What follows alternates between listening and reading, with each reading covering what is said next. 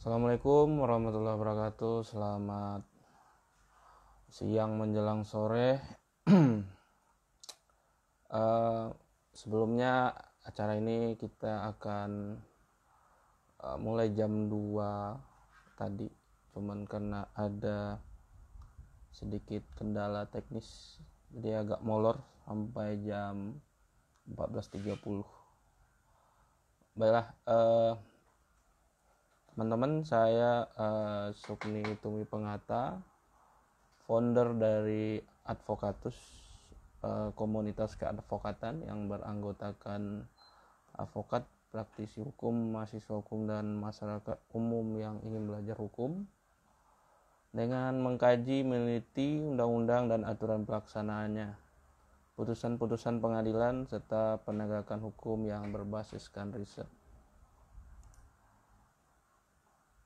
Advokatus menyampaikan hasil diskusi dan risetnya di YouTube Sukni Tumi Pengata, di Facebook juga ada ST Pengata, dan Instagram Advokat Sukni TP.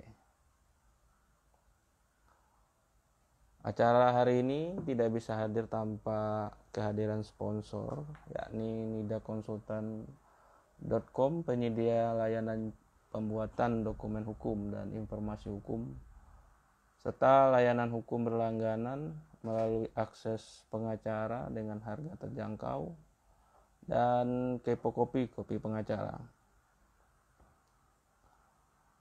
Bagi Anda yang ingin bergabung bersama komunitas Advokatus dan dapat mendukung acara saya ini, bisa berdonasi di Saweria dan Patreon yang nanti linknya akan saya sampaikan di deskripsi, atau kalau berminat silakan inbox. Untuk komunitas Advokatus, kita sudah memiliki grup di WhatsApp grup, Telegram channel, Facebook group. Kemudian untuk di website kita punya satu halaman khusus di nidakonsultan.com/advokatus.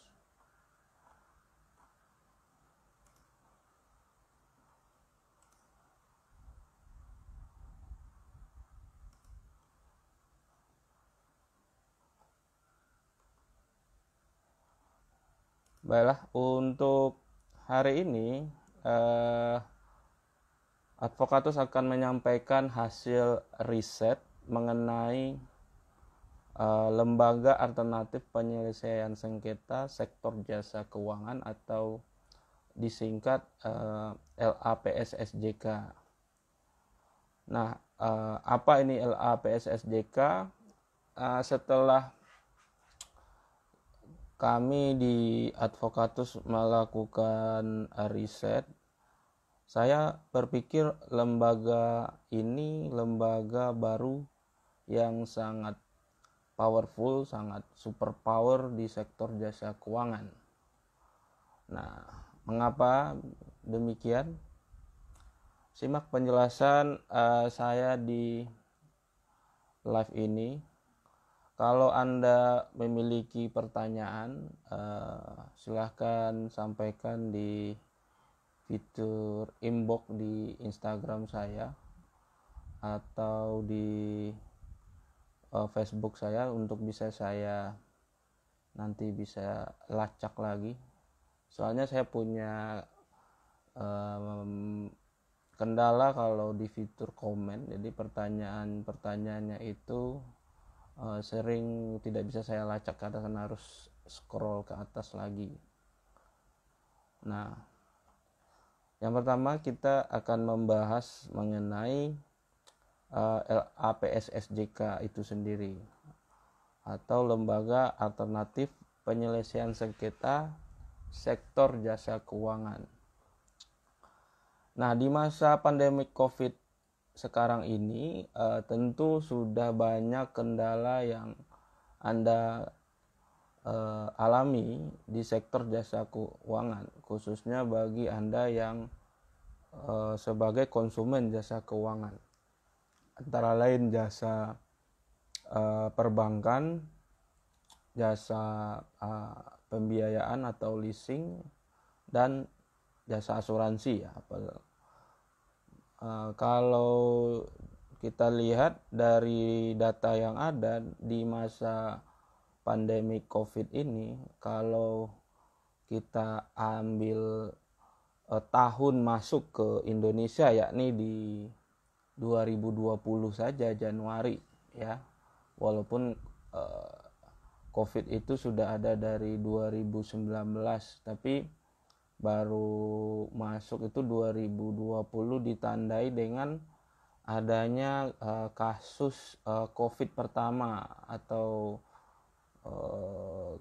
korban 01 yang waktu itu diinfokan di media dari Depok, dari daerah saya, dari kota saya ini. Nah,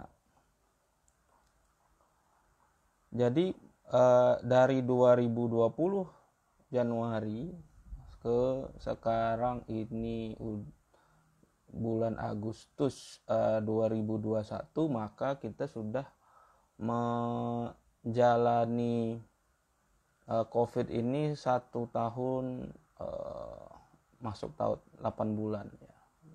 Bulan Agustus ini udah bulan ke-8 di tahun 2021. Jadi banyak sekali permasalahan sektor jasa keuangan yang terjadi. Nah, jika dilihat dalam sejarah LAPSSJK, nah LAPSSJK ini sebelumnya sebelum ada itu ada 6 lembaga alternatif penyelesaian sengketa yang diatur oleh Otoritas Jasa Keuangan OJK. Nah, kemudian awalnya dulu adalah di tahun 2002 itu ada BAPMI, Badan Arbitrase Pasar Modal Indonesia. Terus BMAI, Badan Mediasi Asuransi Indonesia, di tahun 2006.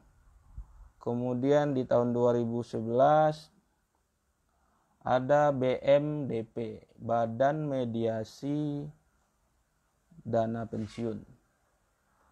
Kemudian 2015 ada LAPSPI, ada BMPP, terus BAMPPI.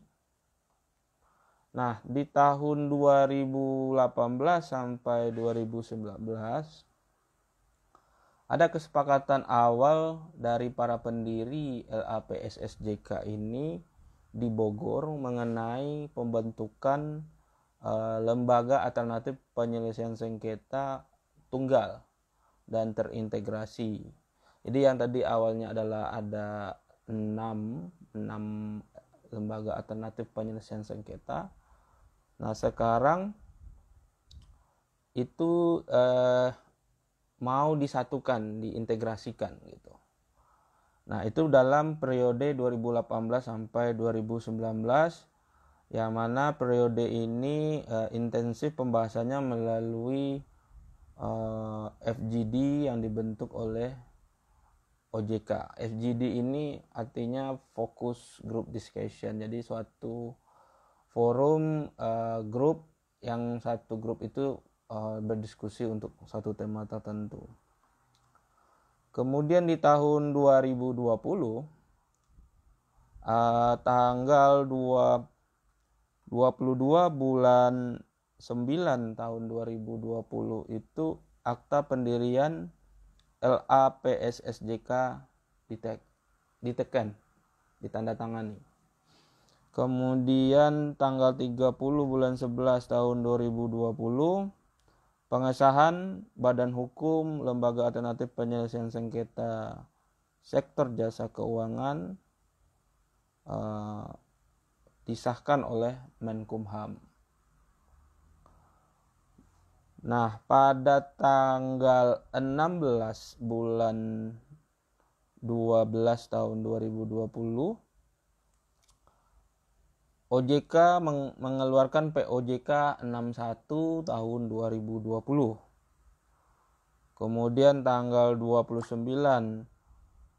bulan 12 tahun 2020 adanya persetujuan operasional LAPSJK dari OJK.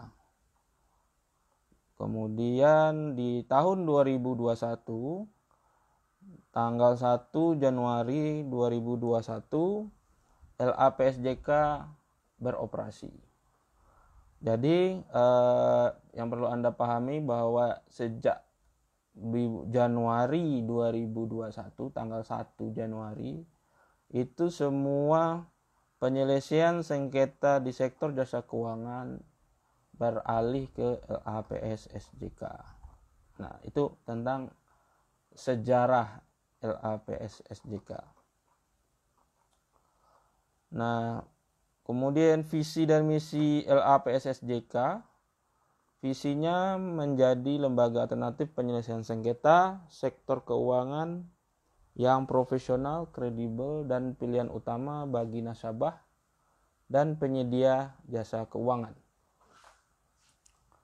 Kemudian misinya, yang pertama, mampu menyediakan forum yang adil dan bersahabat bagi konsumen dan PUJK. PUJK ini artinya perusahaan usaha jasa keuangan. Yang kedua, mampu menyediakan mediator dan arbiter yang handal dan profesional dalam mencari solusi terbaik dari sengketa yang difasilitasi. Yang ketiga, mampu memberi kontribusi bagi penegakan market conduct di sektor jasa keuangan. Yang keempat, mampu melaksanakan tata kelola yang baik. Yang kelima, mampu memberikan nilai tambah bagi berkembangnya ilmu hukum klinis dan profesi hukum non-litigatif. Kemudian core value dari LAPSJK atau nilai-nilai utama yakni disingkat first cepat, integrity, I-nya integritas, reputable, reputasi, S service excellent, T-nya trust. Kemudian kalau Anda lihat di website LAPSJK itu ada logonya. Nah, logonya itu punya filosofi, yakni bentuk logo yang diinspirasi dari kedua tangan yang saling menggenggam dengan atap rumah yang menaungi, menunjukkan bahwa LAPSJK adalah rumah perdamaian dan keadilan bagi pihak yang ingin menyelesaikan sengketa. Kemudian warna atap merah putih melambangkan Negara Kesatuan Republik Indonesia. Warna biru melambangkan kecerdasan, rasa percaya diri, dapat dipercaya dan harmonis. Warna kuning emas melambangkan prestasi, kesuksesan, dan kemakmuran.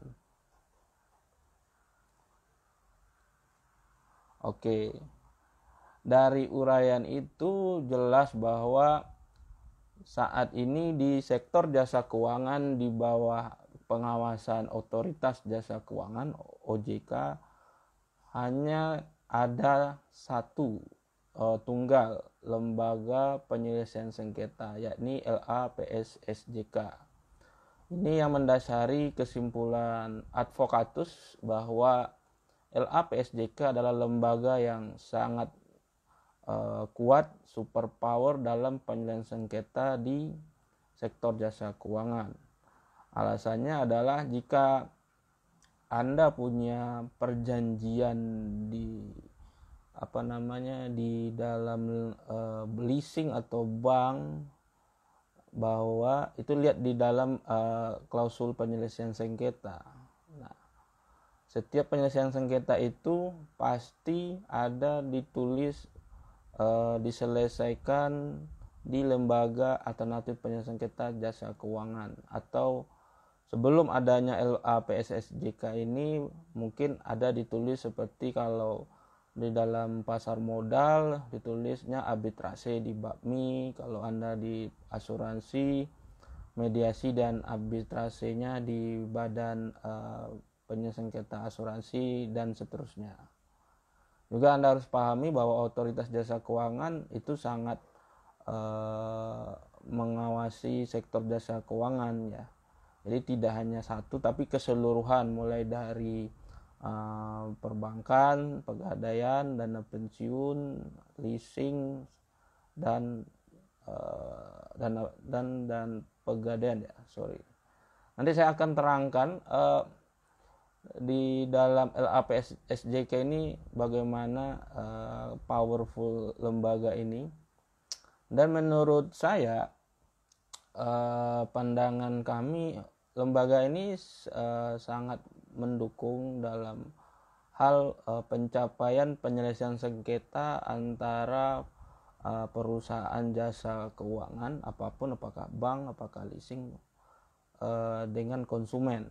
Nah, bagi Anda yang menjadi konsumen saat ini, Anda harus memahami karena ini menjadi hak Anda dalam menyelesaikan sengketa.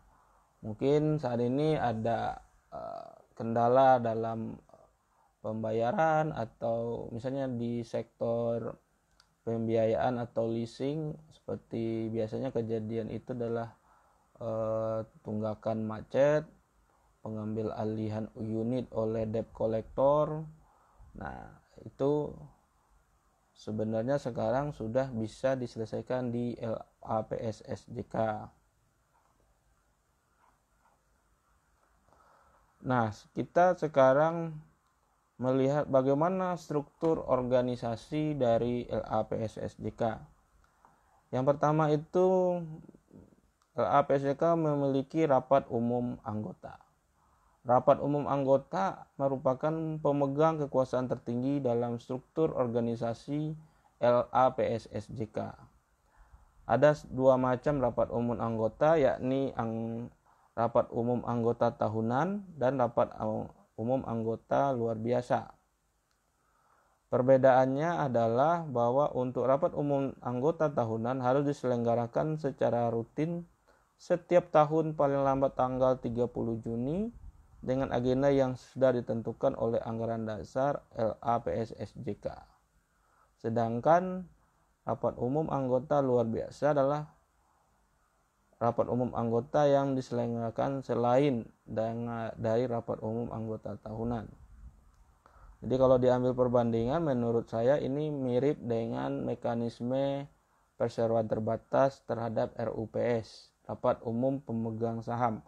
Ada dua, yakni rapat umum pemegang saham tahunan dan rapat umum pemegang saham lainnya kalau di undang-undang perseroan terbatas. Tapi dalam konteks lebih awam itu dianggap atau dikenal dengan istilah rapat umum pemegang saham luar biasa.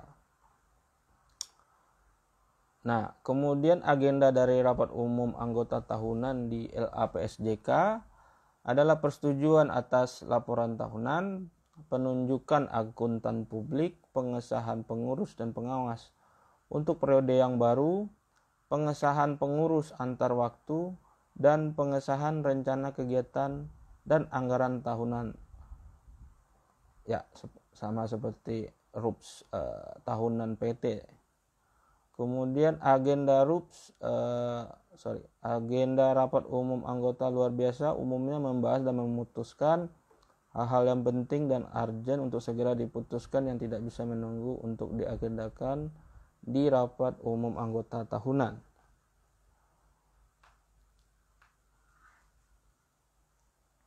Mengingat kedudukan LAPSJK yang unik, di mana LAPSJK ini satu-satunya lembaga alternatif penyelesaian sengketa sektor jasa keuangan yang memperoleh izin operasional dari OJK dan diawasi oleh OJK. Jadi kedudukannya sangat istimewa karena ini hanya satu-satunya, sehingga beberapa hal yang diagendakan dalam rapat umum anggota LAPSJK itu harus memperoleh persetujuan terlebih dahulu dari otoritas jasa keuangan sebelum disahkan dalam rapat umum anggota, seperti pengangkatan pengurus baru, persetujuan atas rencana kegiatan dan anggaran tahunan, perubahan kegiatan, penambahan layanan, dan pembubaran LAPSSJK.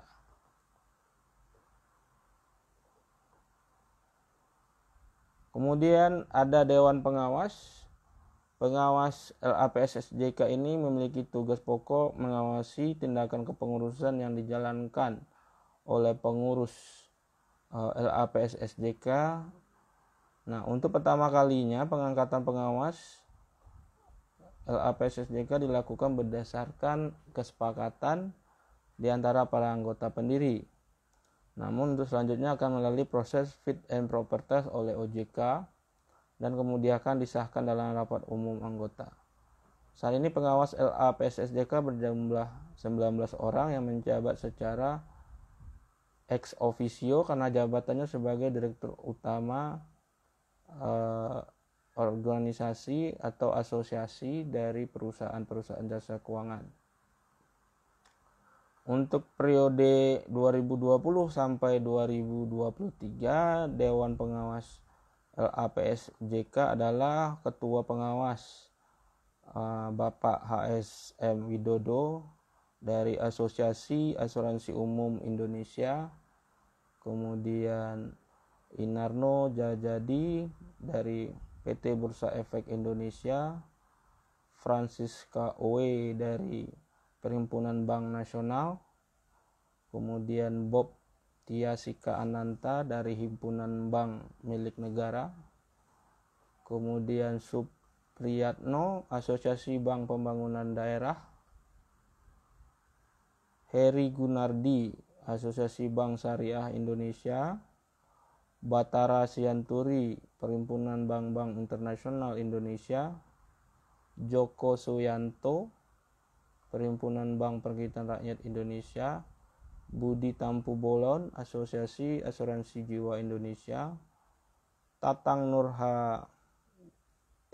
Nurhidayat Asosiasi Asuransi Syariah Indonesia, Lili Wijaja Asosiasi Perusahaan Efek Indonesia, M. Yusuf Adi Asosiasi Perusahaan Pialang Asuransi dan Reasuransi Indonesia, Suheri Asosiasi Dana Pensiun Indonesia, Nur Hasan Kurniawan Perkumpulan Dana Pensiun Lembaga Keuangan, Adrian Asharianto dari Asosiasi Fintech Pendanaan Bersama Indonesia, Jeffrey Ridianto Sirait Asosiasi Modal Ventura untuk Startup Indonesia, kemudian I. Rusdono Banu Asosiasi Perusahaan Penjaminan Indonesia, kemudian Suwandi Wiratno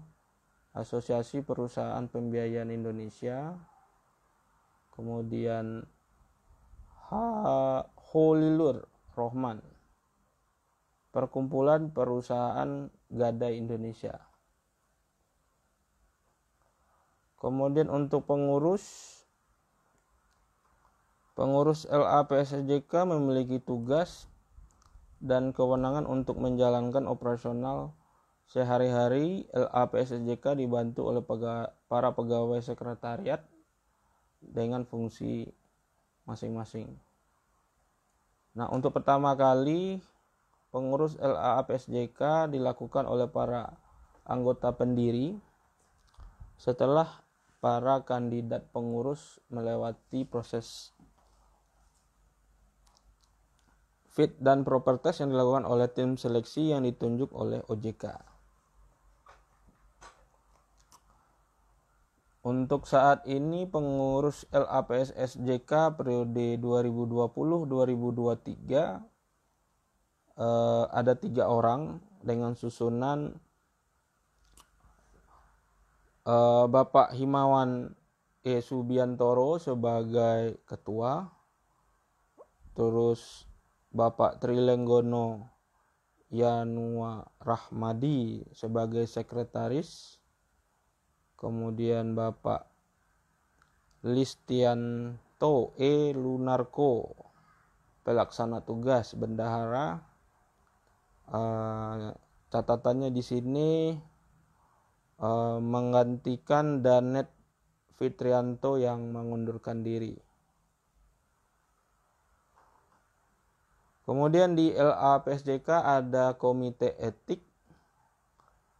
Komite etik bertugas melakukan pengawasan terhadap perilaku mediator dan arbiter agar tidak ada pelanggaran terhadap kode etik yang telah ditetapkan. Saat ini LAPSJK masih melakukan proses pengangkatan anggota komite etik. Jadi kita belum tahu siapa anggota komite etik dari LAPSJK. Untuk mediator dan arbiter, jadi ada dua istilah, mediator dan arbiter. Anda harus memahami apabila nanti Anda ada berperkara di LAPSJK, mediator itu adalah orang perseorangan yang menjadi penengah dalam proses penyelesaian sengketa melalui mekanisme atau prosedur perundingan yang disebut mediasi. Ini konsep dengan mediator di level pengadilan. Ada sebelum berperkara dalam sengketa di pengadilan, kita para pihak diwajibkan untuk menempuh terlebih dahulu proses mediasi. Apabila di dalam proses mediasi itu tidak tercapai kesepakatan, maka baru perkara itu lanjut ke proses pokok perkara. Tapi kalau mediasinya bisa sepakat, damai, proses perkaranya selesai di proses mediasi. Kemudian arbiter adalah orang perseorangan yang bertindak selayaknya hakim dalam memutuskan penyelesaian sengketa melalui mekanisme atau prosedur arbitrase. Nah, LAPSJK memiliki daftar yang berisikan orang-orang yang telah diangkat oleh pengurus LAPSJK sebagai mediator tetap dan arbiter tetap. Jadi untuk arbiter ini adalah hakim dalam proses arbitrase.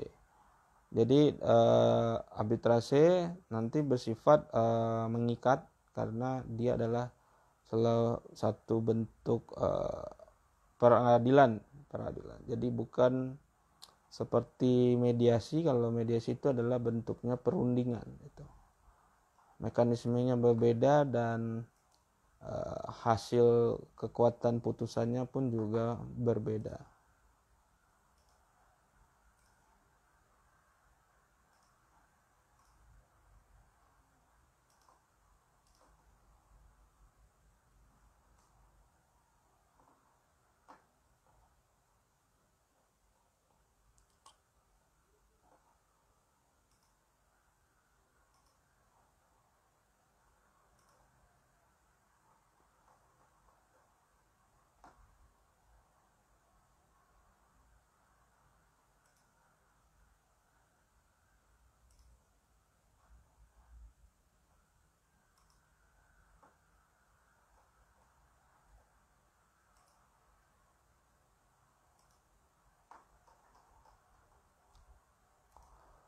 Oke, selanjutnya adalah daftar mediator.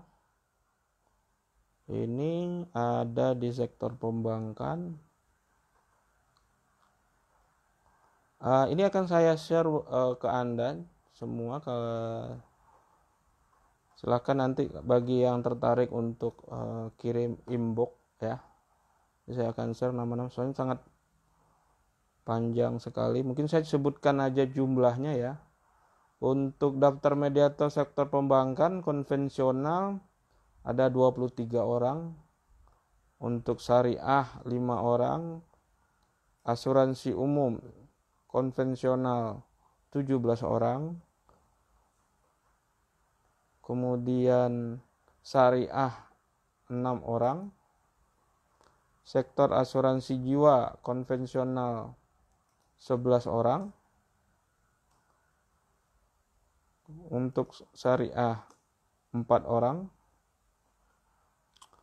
sektor pasar modal konvensional 19 orang, syariah 4 orang, sektor dana pensiun konvensional 8 orang, syariah 2 orang, sektor pegadaian konvensional 7 orang, syariah 3 orang, sektor pembiayaan konvensional 15 orang, syariah 6 orang. Sektor modal ventura konvensional 8 orang, syariah 2 orang. Sektor modal penjaminan konvensional 8 orang, syariah 4 orang. Sektor modal fintech konvensional ada 8 orang, syariahnya ada 2 orang. Terus untuk arbiter, sektor perbankan konvensional ada 19 orang, syariah ada 5 orang. Sektor asuransi umum untuk konvensional 17 orang, syariah 7 orang. Asuransi jiwa konvensional 10 orang, syariah 4 orang. Pasar modal konvensional 20 orang, syariah 4 orang. Dana pensiun konvensional 6 orang, syariah 1 orang. Pegadaian konvensional ada 5 orang, syariah 1 orang. Sektor pembiayaan konvensional ada 14 orang, syariah 5 orang. Sektor modal ventura konvensional 7 orang, syariah 1 orang. Sektor modal penjaminan konvensional 8 orang, syariah 3 orang. Sektor modal fintech konvensional 6 orang, syariah 1 orang. Jadi itu untuk daftar mediator dan daftar arbiternya.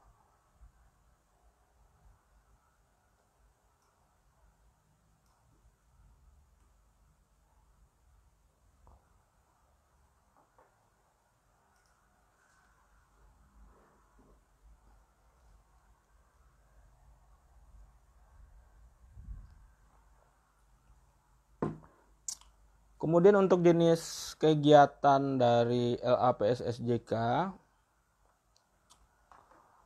nah sebagaimana tadi sudah saya terangkan di sebelumnya, LAPS-SJK ini adalah lembaga penyelesaian sengketa sektor jasa keuangan tunggal satu-satunya yang diawasi dan diberi izin operasional oleh otoritas jasa keuangan. Jadi LAPS-SJK ini menyelesaikan sengketa keperdataan sektor jasa keuangan antara konsumen dengan pelaku usaha jasa keuangan atau PUJK. Jadi kalau kita mengenal istilah PUJK adalah pelaku usaha jasa keuangan ya. Yang tadi saya koreksi, bukan perusahaan usaha jasa keuangan tapi pelaku usaha jasa keuangan. Nah, di mana sengketa tersebut terlebih dahulu diupayakan penyelesaiannya dengan mekanisme IDR atau Internal Dispute Resolution, yaitu musyawarah untuk mufakat atau negosiasi langsung antara konsumen dan PUJK. Biasanya untuk penyelesaian mekanisme IDR ini untuk Anda yang konsumen, jika Anda diwakili oleh advokat Anda, biasanya melalui mekanisme somasi. Jadi harus dipahami oleh semua bahwa somasi yang diajukan oleh advokat itu dalam konsep mekanisme mediasi untuk berdamai. Jadi saya sebagai advokat itu menentang pendapat atau pandangan advokat lain atau ahli hukum yang lain yang menyatakan bahwa somasi itu adalah untuk suatu peringatan atau pengancaman.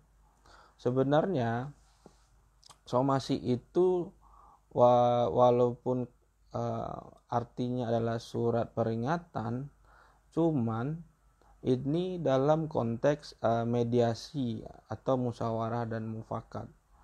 Jadi di dalam mediasi itu kan kita selalu bilang bahwa kita punya hak A, B, C, tapi tidak dilakukan oleh misalnya bank gitu, dan kita memberikan waktu 1 kali 24 jam atau 3 kali 24 jam atau 1 minggu untuk mengembalikan uang kita atau mengembalikan jaminan kita atau meminta maaf, apapun permintaan yang Anda inginkan dituangkan di somasi. Nanti bank itu akan membalas somasi Anda dengan menerangkan atau mengklarifikasi permasalahan dan menanggapi permintaan Anda dalam surat somasi. Cuman dalam praktek saya sering menemukan bahwa surat somasi itu jarang dibalas. Jadi ketika saya mewakili sebagai advokat mewakili konsumen, kita kirim somasi ke bank ya, atau leasing atau perusahaan sekuritas, jarang yang dibalas oleh perusahaan itu. Nah, terkait ini tentu menimbulkan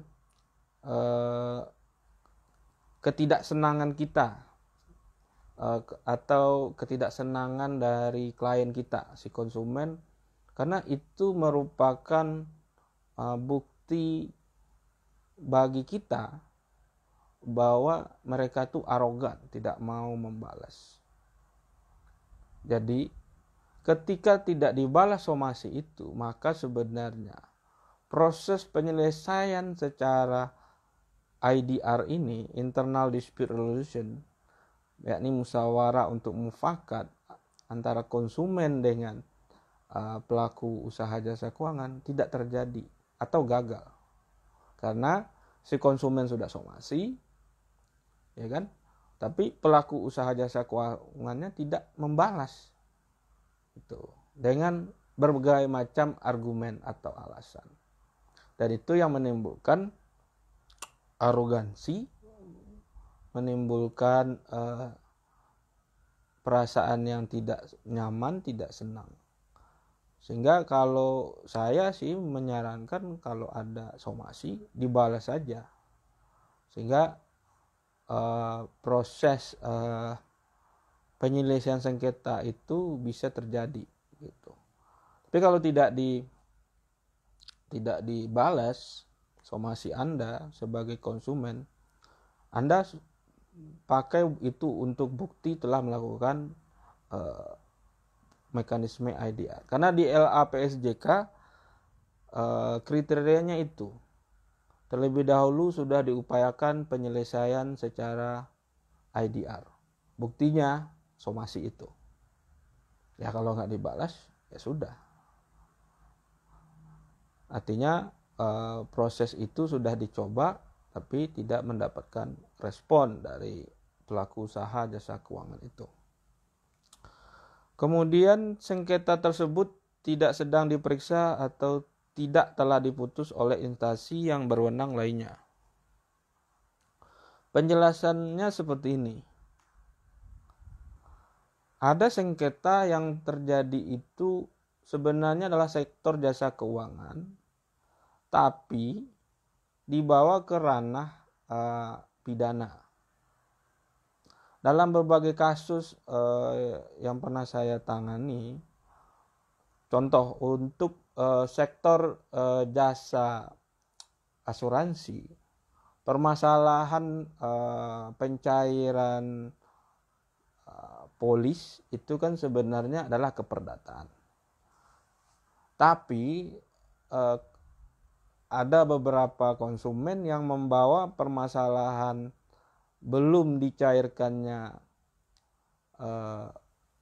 premi itu ke pidana dengan memakai pasal pidana dalam Undang-Undang Perlindungan Konsumen. Nah, kalau saya mengistilahkan itu adalah kriminalisasi terhadap perusahaan-perusahaan jasa keuangan atau pelaku jasa keuangan.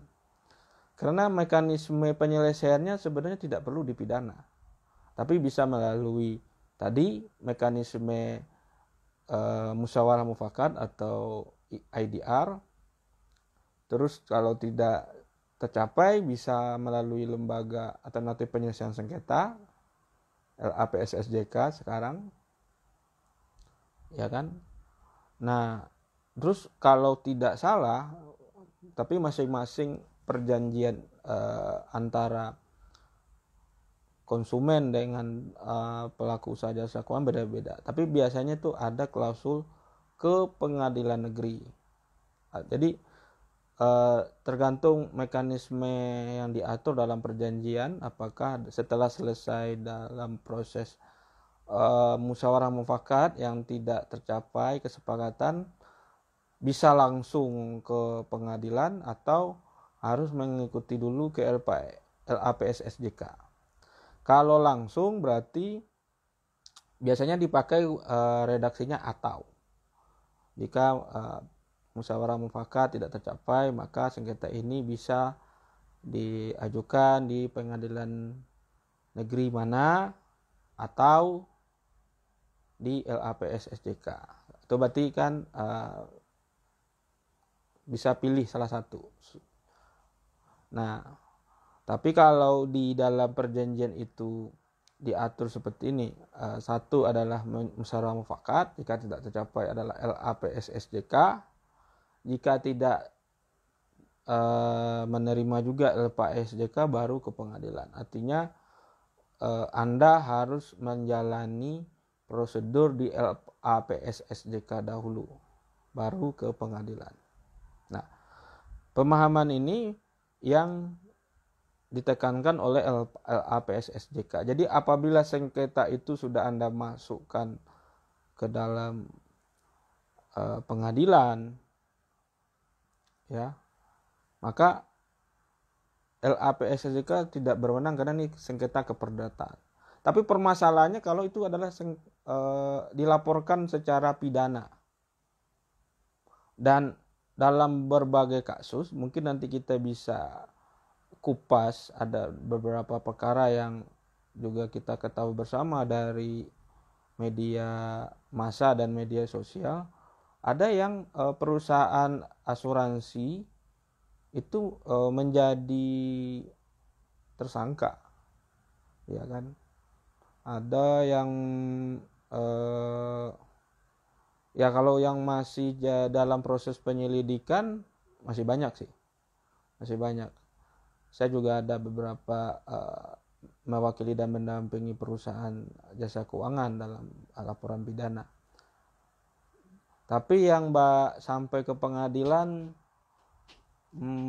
Saya belum melakukan riset, jadi saya belum bisa bicara karena datanya belum ada. Tapi yang untuk tersangka itu ada, Anda bisa browsing lah. Itu ada berapa perusahaan asuransi jiwa yang statusnya itu sudah penyidikan pro justisia, istilahnya dipidana dan tersangka. Pertanyaannya kenapa tuh perkara tidak naik ke pengadilan, saya nggak tahu apakah udah SP3 kali. Tapi itu perlu kita riset dulu ya. Dan di Advocatus ini kita selalu membudayakan data-data yang berbasiskan riset. Jadi ini menarik juga. Oke. Kemudian ya, LAPS-SJK ini untuk menyelesaikan sengketa, dia menyediakan layanan mediasi dan arbitrasi. Nah, dan wajib untuk memenuhi prinsip independen, adil, efektif, dan efisien, serta mudah diakses. Salah satu prinsip dari mudah diakses adalah prosedur penyelesaian sengketa LAPS-SJK dapat diselenggarakan secara daring, secara online. Kemudian LAPS-SJK memberikan pembebasan biaya-biaya mediasi untuk sengketa antara konsumen dan pelaku usaha jasa keuangan yang retail dan bernilai kecil, retail dan small claim. Tanggapan saya bahwa ini juga sama, prosedur penyelesaian sengketa secara daring atau online, pengadilan negeri juga sudah menjalankan ini. Kemudian Mahkamah Konstitusi juga sudah daring juga ya, online juga. Jadi sepertinya sudah menjadi keharusan adanya penyelesaian sengketa secara daring atau online.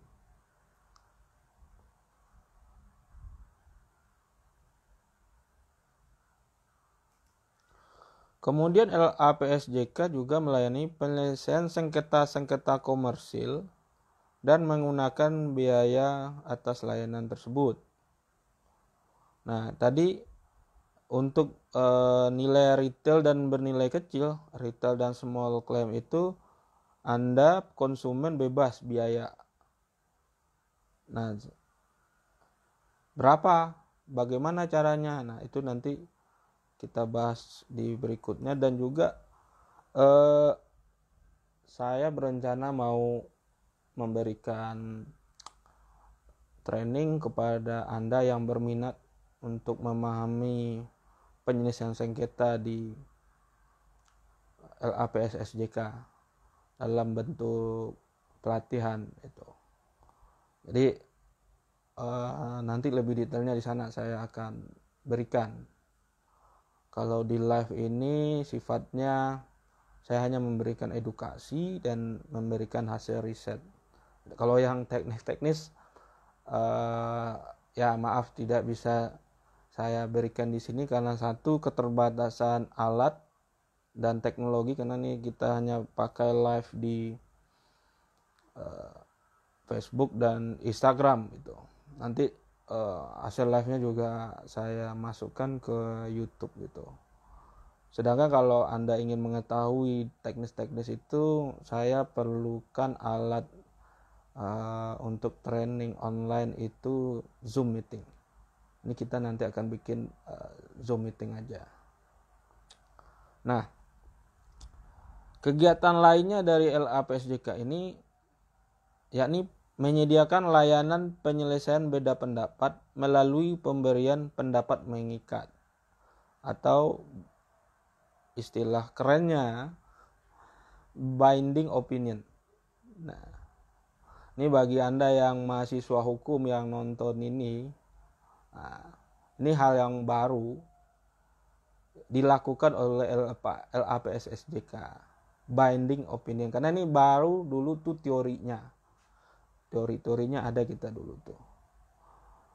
Kemudian tidak hanya menyelesaikan sengketa antara konsumen dengan PUJK, tapi juga antara PUJK dengan konsumen, PUJK dengan PUJK, dan para pihak lainnya yang terlibat dalam satu persengketaan yang muncul dari perjanjian di sektor jasa keuangan.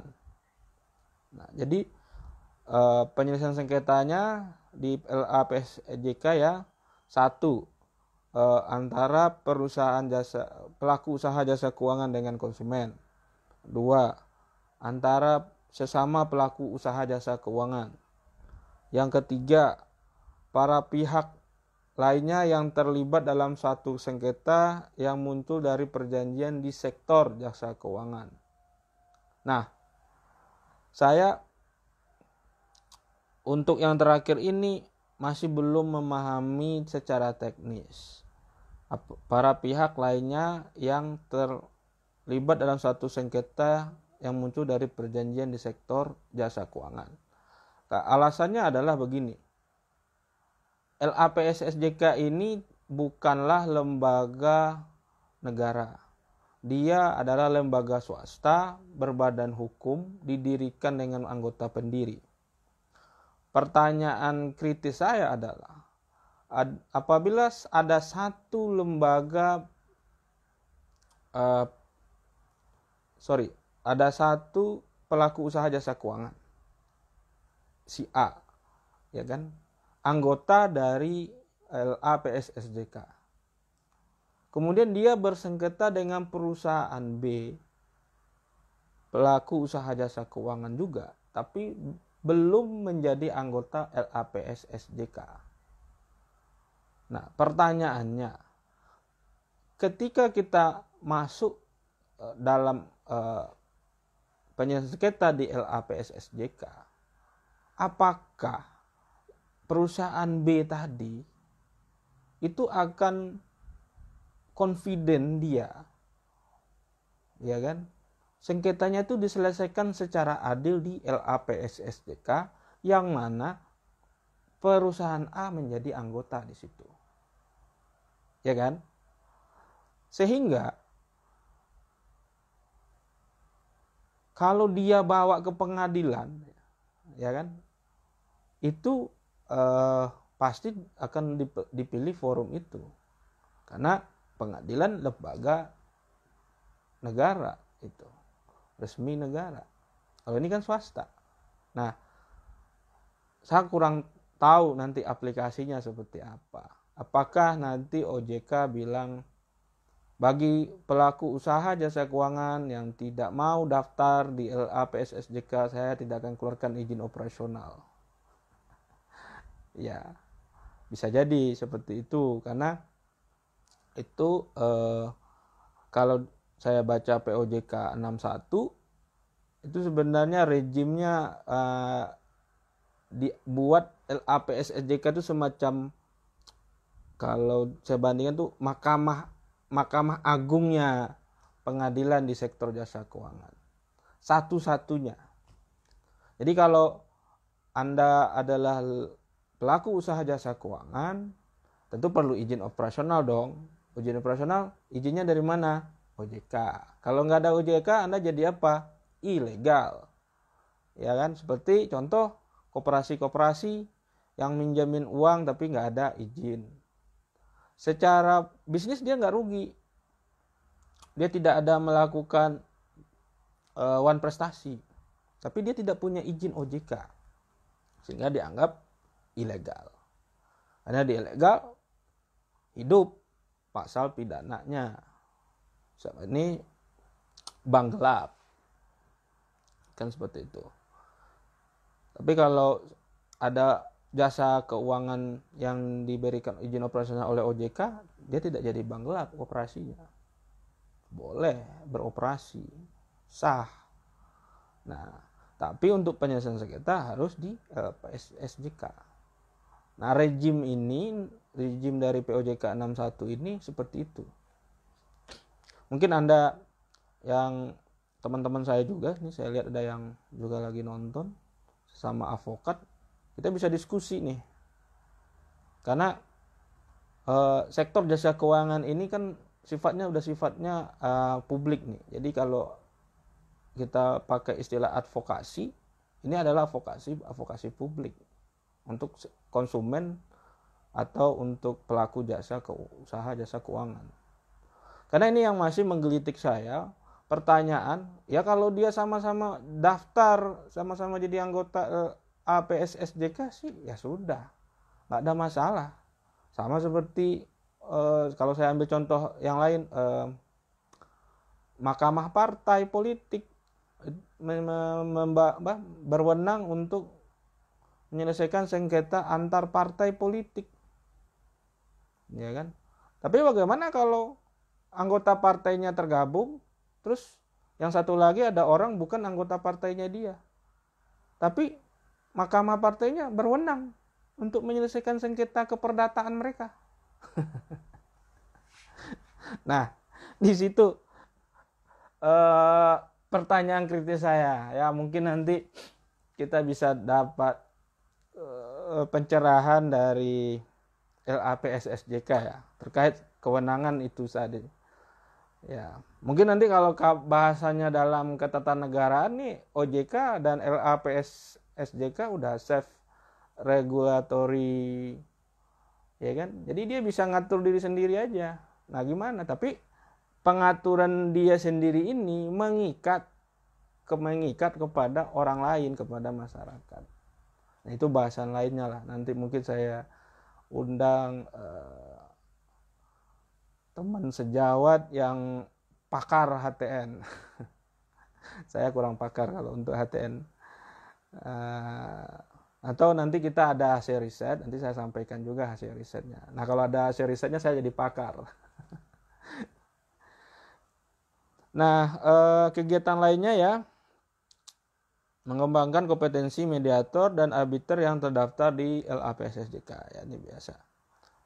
Kemudian ruang lingkup kompetensi berdasarkan persetujuan izin operasional diberikan oleh OJK, ruang lingkup kewenangan kompetensi LAPSSJK meliputi sengketa antara tadi ya saya sudah sampaikan, konsumen sektor jasa keuangan dengan PUJK, PUJK dengan konsumen, PUJK dengan PUJK, maupun para pihak apapun yang memiliki perjanjian dalam bidang jasa keuangan atau yang terkait dengan jasa keuangan.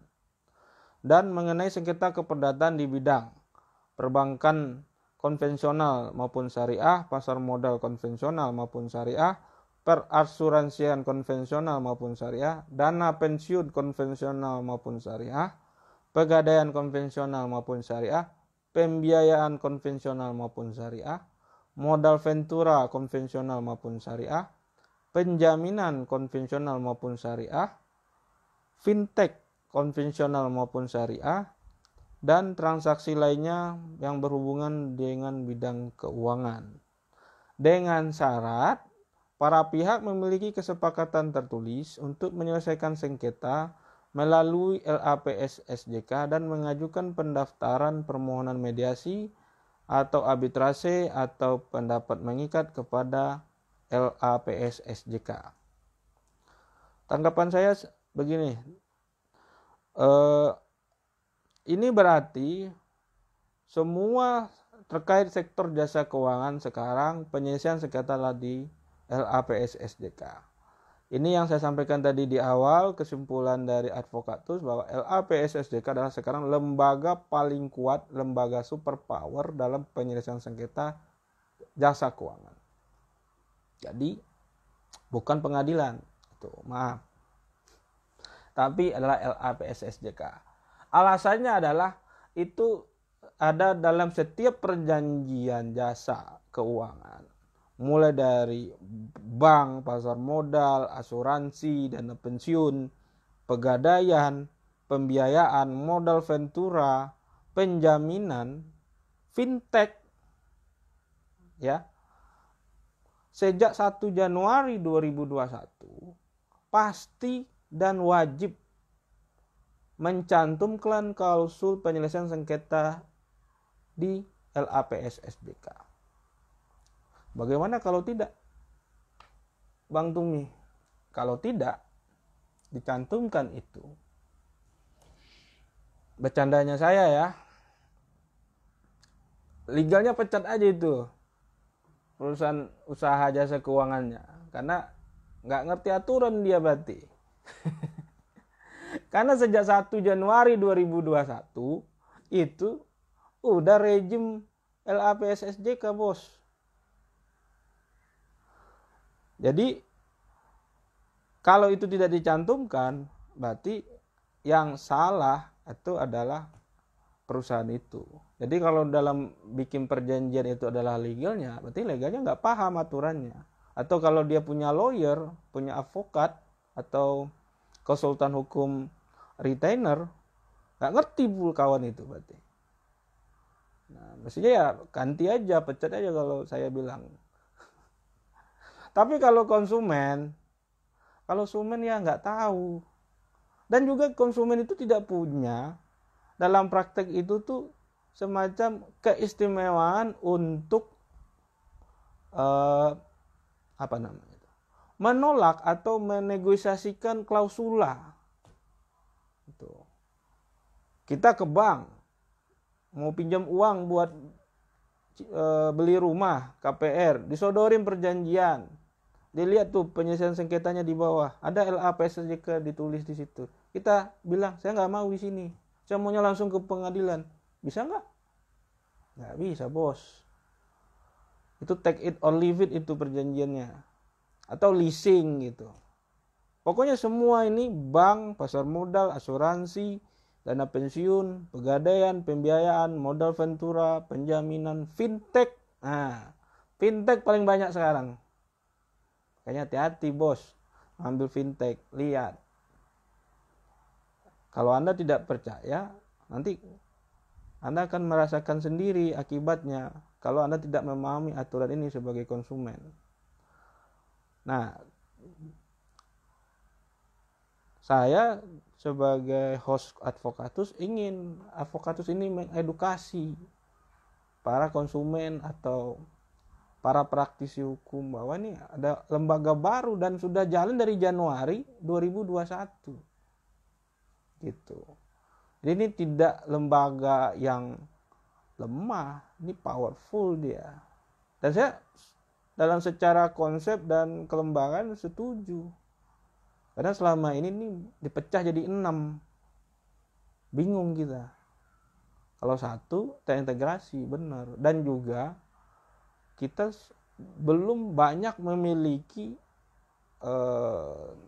sumber daya manusia arbiter yang hebat, yang adil, yang reputasinya bagus, atau mediator yang bagus, yang hebat, itu nggak banyak. Apalagi nih lembaganya tuh dulu tuh pisah-pisah, beda-beda. Nah, kalau sekarang digabung.